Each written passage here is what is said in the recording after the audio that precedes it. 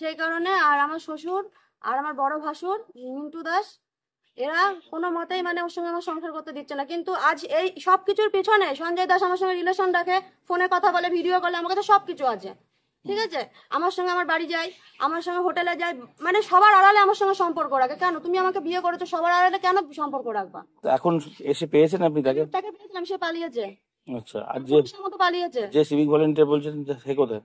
এই তো নিয়ম নিয়ে হ্যাঁ, আইনের রক্ষক হয়ে কিভাবে একটা মেয়ের সাথে অন্যায় করছে, তাও নিজের ভাইয়ের ক্ষেত্রে। তাহলে নিজের আইন পাওয়ার আছে বলে আজকে আমাকে মানে আমার সাথে অন্যায় করছে, অত্যাচার করছে। কোন থানায়?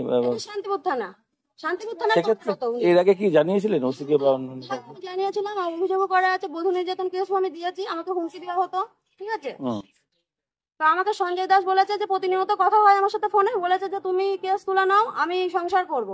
তো সঞ্জয় দাস মানে আপনার স্বামী বলেছে তোমার বাবার কাছে চলো, আমি যাচ্ছি, বলবো কি তোমার দাদার কাছে বলবো, দিয়ে হচ্ছে কেস তুলে নেবো, তুমি সংসার করো, আমি কোর্টে গিয়ে কেস তুলে নেবো।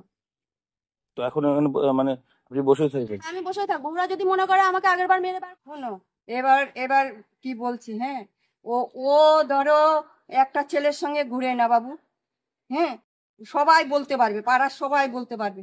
আর ওই আইবুড়ো ছেলে তুমি যদি বারবার ডাকো সে তো যাবে। কিন্তু কাগজপত্র সহ নাকি দত্তক নিয়েছে, কাগজ সহ, মানে পেপারস করে, সই স্বাক্ষর করে একটা ছেলের বাচ্চার দায়িত্ব নিয়েছে, প্লাস ওকেও স্ত্রীর মর্যাদা দিয়েছে। তো এখন তো দরকার সংসার করবে বলছে, কি করবেন আপনারা? জেঠিমা কাকিমা তো আপনার ওখানে ধরো অসুস্থ মানুষ, হ্যাঁ, কিডনি অপারেশন হয়েছে, উনি এখন ফিট হয়ে যাচ্ছে, বারবার ফিট হয়েছে। আর ওই ছেলেটা যদি মা থাকতো এই ঘটনা ঘটতো না। রিলেশন তো করেছে, একবার নয় একাধিকবার সম্পর্ক তৈরি করেছে। হ্যাঁ, তো সেক্ষেত্রে মহিলা তো। আচ্ছা শোনো, আমি একটা কথা বলছি, আপনার ছেলে টাকা দিয়েই তুমি মিটাই দাও না? না, এটা কি সত্য ঘটনা? উনি বলছে বিয়ে করেছে, রেজিস্ট্রি করেছে, আপনারা কি জানেন? আবার সংসারও করেছে বলছে বাড়িতে। এই বাড়িতে সংসার করি। উনি কিন্তু বলছে যে প্রথমে এসেছিলেন, কিছুদিন সংসার করেছে, বাড়ি থেকে তেরে বের করে। ওনাকে মারধর করা হয়েছে নাকি এরকম অভিযোগ করা হচ্ছে? পরিবারে আপনাদের কেউ সিভিকে চাকরি করে? তার প্রভাবেই নাকি ওনাকে মানা হচ্ছে না, এবং সেটা বলছেন। মানে পুরো দোষটা আপনাদের উপর চাপাচ্ছে। তবুও তো আপনিও একজন লোক, আপনি কে হন?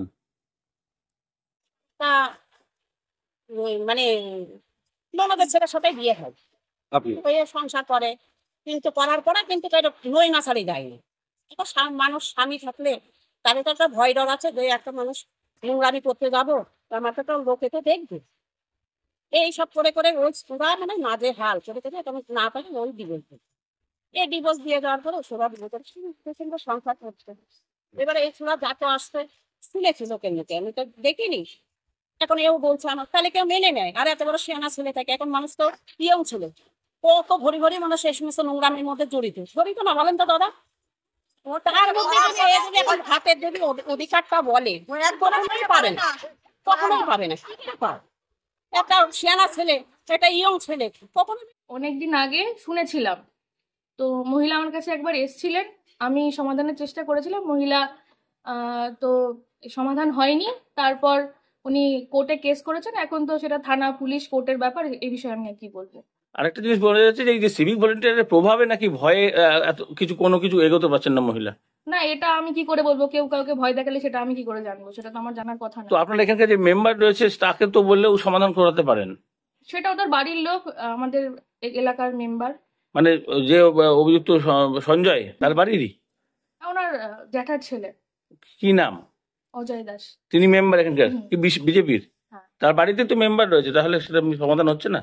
এটা আমি বলতে পারবো না, কারণ এই ঘটনাটা এখন কোর্টে, কেসটা এখন কোর্টে, সেটা থানা বা পুলিশ কোর্ট এটা বুঝছে। একজন মহিলা সে সমস্ত পেপারস পত্র যদি দেখায়, তারপরে ধর্নায় বসে সকাল থেকে, কতটা ন্যায়সঙ্গত এই যে পেপারস দেখিয়ে? এটা তো অন্যায়, কারণ বিয়ে করার পরে যদি কেউ বাড়িতে না নেয় সেটা তো অন্যায়।